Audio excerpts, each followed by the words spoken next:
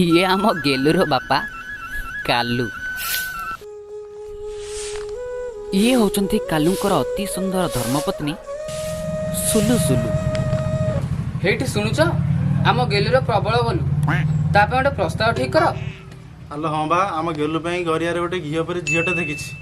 ବୋହୁ ବାଚିଲା ଓହୁ। ଆଲୋ ଏଠି କଣ ଖଟା କରିବ ନା କଣ? ଆଲୋ ନା, ଖଟା ନୁହଁ, ଆମ ଗେଲୁର ତ ଗଲୁଟା ମରିବ।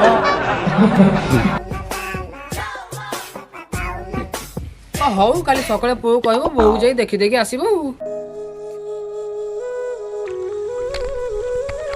ଇଏ ହେଉଛନ୍ତି ସେଇ ରତନ ଛଡ଼ା, ଆଉ ଆମ ଷ୍ଟୋରିର ଲିଡ୍ ହିରୋ କାଲୁ ଆଉ ସୁଲୁ ସୁଲୁଙ୍କର ଏକମାତ୍ର ପୁତ୍ର ଗେଲୁ। ବୋଉ ଏ ବୋଉ, ମୁଁ ଝିଅ ଦେଖିବାକୁ ଯିବିଟି। କାହିଁ ଗୋଟେ ଗଳି ପଡେ ସକାଳୁ ସକାଳୁ ସେମିତି ହଉଛୁ? ବୋଉ ସକାଳୁ ସକାଳୁ ଗାଡି କିଏ ନେଇକି ପଳେଇଛି? ତୋରି ବାପା ଆଉ କିଏ? ଓହୋ, ମୁଁ ବାପାଙ୍କୁ ଫୋନ କରିଛି।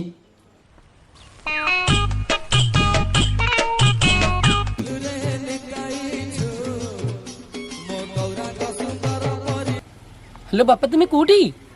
ହଁ ଗେଲୁ, ମୁଁ ବା ବାଳ କାଟୁଛି। ତମେ କେବେଠୁ ବାରିକ ହେଇଗଲ?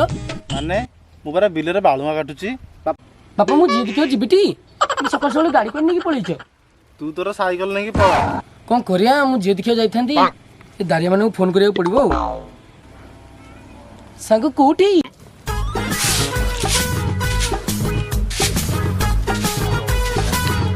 ଇଏ ଗେଲୁର ଗାଲୁଆ ସାଙ୍ଗ ସିଲୁ। ହଁ ସାଙ୍ଗ, ମୁଁ ଟିକେ ଝିଅ ଦେଖିବାକୁ ଯାଇଥାନ୍ତେ ପରା। ଆଉ ତୁ ତ ଜାଣିଥିବୁ ଭାଇ ମୋର ଡ୍ୟୁଟି ମିଲ୍କ, ମୁଁ କମ୍ପାନୀର ମ୍ୟାନେଜର ଅଛି। ଆରେ ସାଙ୍ଗ ତୁ ଛୁଟି ନେଇକି ଆସିପାରିବୁଟି? ଆଉ ଇଏ ଗୋଟେ କଥା, ଆଉ କମ୍ପାନୀ ମୋ ଅଣ୍ଡରରେ, ତୁ ବ୍ୟସ୍ତ ନା, ମୁଁ ଯାଇ ଠିକ୍ ଟାଇମରେ ଛୁଟି ନେଇ ତମ ଘରଟେ ପହଞ୍ଚିବି, କିଛି ଅସୁବିଧା ନାହିଁ। ହଉ ହଉ ରହୁଛି। ଗାଈଟା ଉବେଇଲେ ଗାଈ ଦୂର କହିଲା କ ମିଲ୍କ ମୁଁ କମ୍ପାନୀର ମ୍ୟାନେଜର। ନେ ଗାଈଟି। ଆରେ ସାଙ୍ଗ କଣ କରୁଛୁ? ଆମେ ଟିକେ ଝିଅ ଦେଖିବାକୁ ଯାଇଥାନ୍ତେ ପରା। ଆରେ ନାଳୁଆଟା କିଏ କିରେ? ଆରେ ଇଏ ବା ଆମ ଗେଲୁର ସାଙ୍ଗ ନିଲୁ। ହଁ ସାଙ୍ଗ, କୋଉ କଲେଜଟି? ଆରେ ଆମ କଲେଜ ନଙ୍ଘାନେ କଟୁକି ଯାଉଛନ୍ତି। ଆରେ ସତ ବା ସାଙ୍ଗ ତୁ ନାଳୁଆ ଭଳିଆ କଣ ହଉଛୁ? ଆରେ ମୁଁ ବାହାଘର ପାଇଁ ଝିଅ ଦେଖିବାକୁ ଯାଇଥାନ୍ତି। ଓହୋ, ସେଇ କଥାଟା ଖୋଲିକି କହିବୁ ନା ଆଉ, ନହେଲେ ମୁଁ ଜାଣିବି କେମିତି? ହଉ ହଉ, ତମ ଘର ଟିକେ ଜଲ୍ଦି ମୁଁ ପହଞ୍ଚିଯିବି।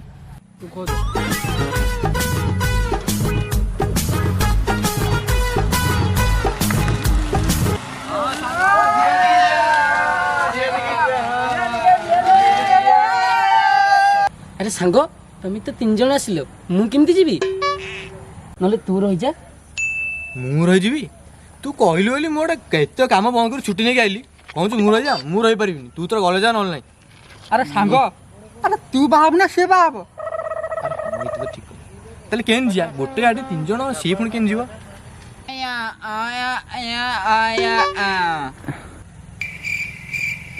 ଆରେ ସାଙ୍ଗ କଣ କହିଲା କି ରେ?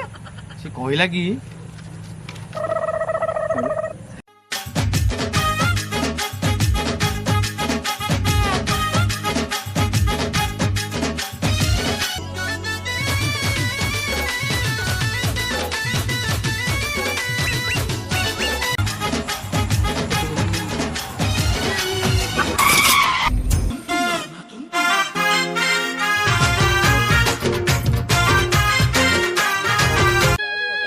ମାରିଦେଲେ ରେ।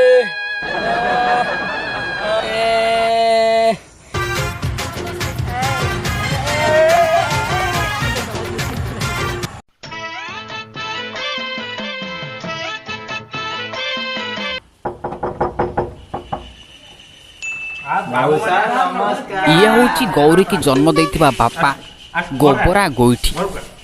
ବାବୁ ମାନେ ଆସ, ଘରକୁ ଆସ, ଘର ଭିତରକୁ ଆସ।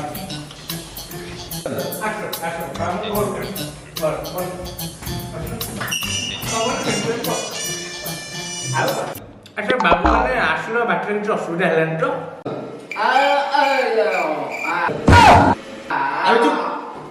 ଅସୁବିଧା କଣ ହଉଥିଲା? ଭଲରେ ଭଲରେ ଆଇଛୁ।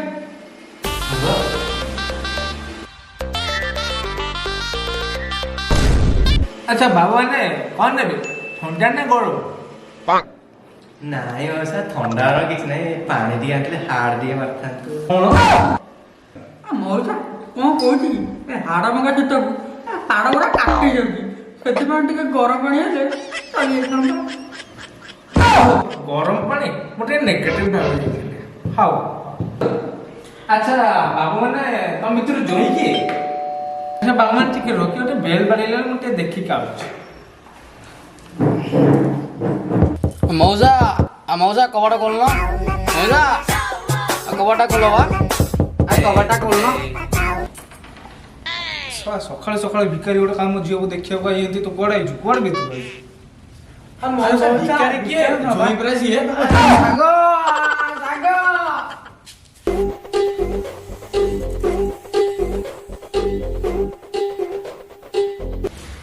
ଗୋଟେ ଗନ୍ଧେଇଲା କି ଗୋଟେ ଗୋବର ମାରିକି ଆଇଲା କି ରେ? ତୁ କୁଆଡେ? ଆଜି ଆମ ବୋଉ ମାଙ୍କୁ ଦେଖିବାକୁ କେଡେ କେଡେ ଲୋକ ହୁଅନ୍ତି, ତୁ କୁଆଡେ ଆଇଛୁ ତାଙ୍କ ଭିତରେ? ଆରେ ଚୁପ୍, ତୁ ଗୋଟେ ଚାକର, ତୁ ଗୋଟେ ଛୋଟ ଲୋକ, ତୁ ମୋ ଆଗରେ କଥାଟା କରିବୁ? ତୁ ଜାଣିଛୁ ମୁଁ କିଏ?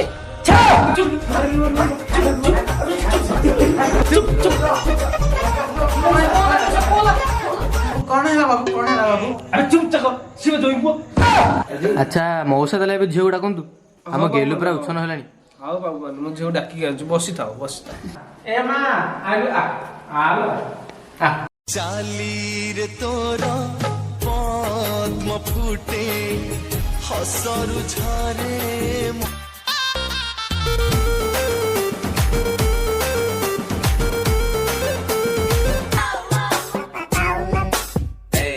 ଇଏ ହେଉଛି ସେଇ ଗରିଆର ଘିଅ ପରି ଝିଅ ଗୌରୀ।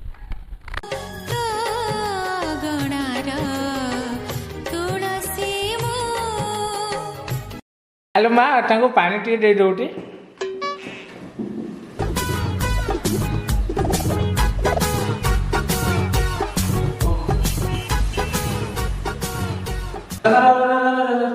ଆରେ ମୋ କାନ୍ଧରେ ପଡିଛି ପଇତା, ସିଏ ପ୍ରକାର ପଇତା। ଆରେ ସବୁ ତ ହେଲା, ଆଉ କ'ଣ ପଚାରୁନ? ପଚାରିବି। ଆଚ୍ଛା ତମେ କୋଉ ଯା ପଢିଛ? ଆରେ ବାପା ମୋ ଝିଅର ତ ପଢାପଢି କଥା କହିବନି। ମୋ ଝିଅ ଏତେ ପଢିଲେ ଯେ ଏତେ ପଢିଲେ ଯେ ପଢି ପଢି 3 ଥର ଅଷ୍ଟମରେ ଫେଲ୍ ହେଇଗଲା। ସାଙ୍ଗ ତୁ କଣ ଗୋଟେ ପଚାରୁନୁ? ପଚାରିଆ? ଆଚ୍ଛା ତମେ କ'ଣ କରିପାର? ମୁଁ ସବୁ କରିପାରେ, ମନ ଖୁସି ବି କରିପାରେ। ସବୁ କଥାକୁ ନେଗେଟିଭ ନେଇଯାଉଛ। ମୋ ଝିଅ କହିବା କଥା ଯେ ସେ ସମସ୍ତଙ୍କୁ ମିଠା ମିଠା କଥା କହିକି ତା ମନଟା ଖୁସି କରିପାରେ। ସାଙ୍ଗ ମୁଁ ବାହାରି କାହିଁ ବ୍ୟସ୍ତ ହଉଛୁ?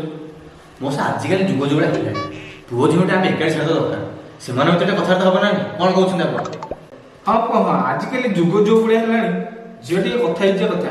ଝିଅ ଗଲୁ ଟିକେ ଜଇଁ ସାଙ୍ଗରେ କଥା ହେଇଯିବୁ, ଯା ଆମ ଜଇଁ ପୁଅ ସାଙ୍ଗରେ ଟିକେ କଥା ହେଇଯିବ।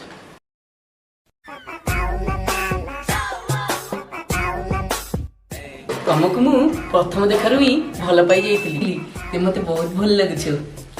ମୁଁ ତମକୁ କିଛି କହିବାକୁ ଚାହୁଁଛି, ମୁଁ ତମ ସାଙ୍ଗକୁ ବହୁତ ପସନ୍ଦ କରେ।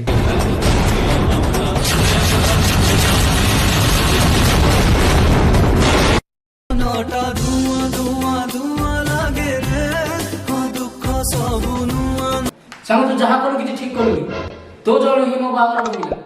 ମୋ ଆତ୍ମା କାନ୍ଦୁଛି, ମୋ ଆତ୍ମା କାନ୍ଦୁଛି। ଆରେ ସାଙ୍ଗ, ତା ପାଇଁ ଝିଅ ଦେଖିବାକୁ ଆସିଥିଲେ, ଶେଷରେ ତ ଏଇଆ କଲୁ, ନିଜ ପାଇଁ ଭାଗ ଠିକ ଆରେ କଣ କର, କିଛି ହେଇନି। ମୁଁ ମାନୁଛି ମୁଁ ମାଡ଼ ହେଇପାରେ, ମୋ ସାଙ୍ଗମାନଙ୍କ ପାଇଁ ମୁଁ କିଛି କରିପାରେ। ତୁ ବ୍ୟସ୍ତ ହନା ସାଙ୍ଗ, ତୁ ବାହାର ନିଶ୍ଚୟ କରିବି। ମୁଁ ସେଥିପାଇଁ ପଛେ କଥା ହେବି। ସାଙ୍ଗ ତମେ ବ୍ୟସ୍ତ ହଉନି, ଆମେ ସାଙ୍ଗ ବାହାର ଯେମିତି ହେଲେ କରିବା। ତୁ ଜମା ବ୍ୟସ୍ତ ହନା ସାଙ୍ଗ, ଜମା ବ୍ୟସ୍ତ ହନା। ମଉସା ଆପଣଙ୍କ ଝିଅ ସହ ସାଙ୍ଗର ବାହାର ନିଶ୍ଚୟ ହବ। ଆପଣ ଯଦି ଦେଖି ବାହାଘର ଠିକ କରନ୍ତୁ। ହଁ ମୋ ଝିଅ ତ କୋଠ। ହଁ ହଉ କହୁଛ ଯଦି ଗୋଟେ ବାହାଘର କରିଦବା। ହଉ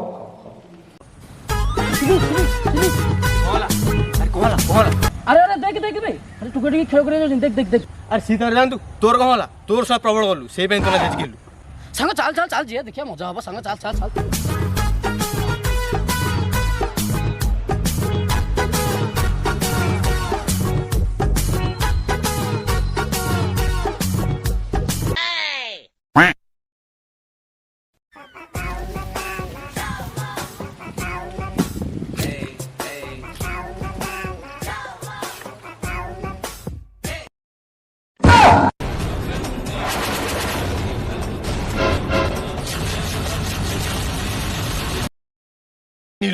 ତୁ ଶେଷରେ ଏଇଆ କଲୁ ଗେଲୁ ମାଇପ ସହ ମୁହଁ କଳା କଲୁ।